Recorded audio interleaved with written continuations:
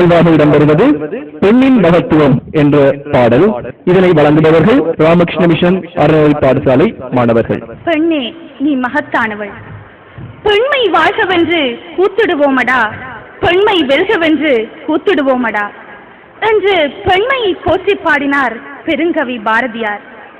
அந்த பெண்மையின் மகத்துவத்தை வேத காலம் தொட்டே பேணி வந்தது நமது சனாதன தர்மம். பெண்மையின் மிக உயர்ந்த லட்சியமாக தாய்மையை வரையறுத்து அந்த பெண்மையை போற்றுவதன் மூலம் லோக மாதாவாகிய பராசக்தியையே வழிபட்டது நமது சமயம். இந்த சமயத்தில் பெண்களுக்கு மிக உயர்ந்த அந்தஸ்தாகிய தாய்மை ஸ்தானம் வழங்கப்பட்டு போற்றப்பட்ட புனித மரபை வேத காலம் தொட்டே அவதானிக்கக்கூடியதாக இருந்தது. அதே போன்ற லட்சிய பெண்களுக்கு எடுத்துக்காட்டாக வேத காலத்தில் வாழ்ந்த கார்த்தி, மைத்ரேயி முதல் மிக அண்மை காலத்தில் நம்மிடையே வாழ்ந்த தூய அன்னை ஸ்ரீ சாரதா தேவியார் வரை எண்ணற்ற லட்சிய பெண்மணிகளை நாம் குறிப்பிடலாம். இவ்வாறான புனித பெண்மையின் பாரம்பரியத்தை கொண்டிருந்த இந்து சமய வரலாற்றில் சமீப காலத்தில் நம்முடைய தோன்றி வாழ்ந்த ராமகிருஷ்ணர், அன்னை ஸ்ரீ சாரதா தேவியார், சுவாமி விவேகானந்தர் ஆகியோர் மிகவும் குறிப்பிடத்தக்க வகையில் பெண்மையின் மகத்துவத்தை உணர்த்தியுள்ளார்கள்.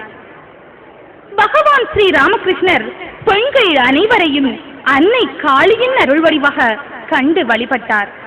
பெண்மையின் மிக உயர்ந்த லட்சியமாகிய தாய்மை பண்பை முழுமையாக வெளிப்படுத்தி இலட்சிய பெண்மைக்கு ஓர் நடமாடும் உதாரணமாக திகழ்ந்து வந்தார் அன்னை ஸ்ரீ சாரதை.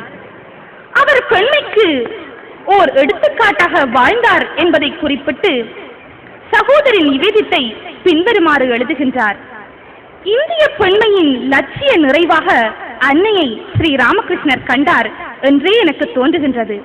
லட்சிய நிறைவு என்றால் அவர் பழைய தலைமுறையின் இறுதி சின்னமா அல்லது புதிய தலைமுறையின் ஆரம்பமா? ஆம், அன்னை ஸ்ரீ சாரதா தேவி தனது வாழ்வை வாழ்ந்து காட்டிய அந்த இலட்சிய பெண்மையை விளக்கியும் அந்த பெண்மை மதிக்கப்படுவதன் அவசியத்தை வலியுறுத்தியும் தனது சகோதர சீடரான சுவாமி சிவானந்தருக்கு எழுதிய கடிதம் ஒன்றில் சுவாமி விவேகானந்தர் பின்வருமாறு குறிப்பிடுகின்றார். அன்னை ஸ்ரீ சாரதா தேவி யார்? அவரது வாழ்க்கையின் உட்பொருள் என்ன என்பதை நீங்கள் இன்னும் புரிந்து கொள்ளவில்லை. படிப்படியாக தெரிந்து கொள்வீர்கள். சகோதரா, சக்தி இல்லாமல் உலகிற்கு முன்னேற்றம் கிடையாது. நமது நாடு அனைத்து நாடுகளிலும் கடைசியில் இருப்பது ஏன்? பலமடர்ந்து கிடப்பது ஏன்? நமது நாட்டில் சக்தி அவமதிக்கப்படுவதுதான் காரணம். இந்தியாவில் அந்த மகா சக்தியை மீண்டும் உயிர் பெற்றலச் செய்வதற்கே அன்னை தோன்றியுள்ளார். அவரை ஆதாரமாக கொண்டு மீண்டும் கார்த்திகளும் மைத்ரேயிகளும் உலகில் தோன்றுவார்கள். சக்தியின் அருள் இல்லாமல் என்னதான் சாதிக்க முடியும்? அமெரிக்காவிலும் ஐரோப்பாவிலும் என்ன காண்கிறேன்? சக்தி வழிபாடு, சக்தி வழிபாடு. ஆனால் அவர்கள் தெரியாமல் வழிபடுகின்றார்கள். அதாவது காமத்தின் மூலம் அதை செய்கின்றார்கள். தூய உணர்வுடன் சாத்வீக முறையில் தாய்மை எண்ணத்துடன் வழிபடுபவர்களுக்கு எந்த நன்மைதான் உண்டாகாது? ஆம், இவ்வாறு உணர்ச்சி பொங்க எழுதிய சுவாமிஜி பெண்களின் முன்னேற்றத்தையே நாட்டின் முன்னேற்றமாக கண்டார். அதற்காக பல பணிகளை செய்த அவர் ஆண்களுக்கு செய்ததைப் போலவே பெண்களுக்கும் தனியான அமைப்பை நிறுவி அதன் மூலம் பெண்களின் முன்னேற்றத்தை நிகழ்த்த அவாவினார். இதை அவர் எழுதிய கடிதங்கள் நமக்கு தெளிவாகவே எடுத்து காட்டுகின்றன. பால் வேறுபாடற்ற ஒரே ஆன்மாதான் அனைவருள்ளும் உறைவது என்ற உயரிய கருத்தின் மூலம் பெண்களுக்கும் ஆன்ம அனுபூதி சாத்தியமானதே என உலக அரங்கில் பறைசாற்றினார். பெண்கள் கல்வி பெற வேண்டும், அதன் மூலம் சுய வலிமை பெற்றவர்களாக, தமது தலைவிதியை தாமே நிர்ணயிக்க கூடியவர்களாக, சொந்த கால்களில் நிற்கக்கூடியவர்களாக இருக்க வேண்டும் என்ற உயிரூட்டும் செய்தியை வழங்கியதன் மூலமும் அந்த செய்தியை நடைமுறைப்படுத்துவதற்கு உத்வேகம் அளித்ததன் மூலமும் சீரழிவு என்ற அதாள பாதாளத்தை நோக்கி சென்று கொண்டிருந்த பெண்ணினத்தை தூக்கி நிறுத்தினார் சுவாமிஜி. ஒரு நாட்டில் பெண்கள் மதிக்கப்படுவதன் அவசியத்தை குறித்து சட்டங்களை வகுத்த சான்றோராகிய மனு பின்வருமாறு குறிப்பிடுகின்றார்.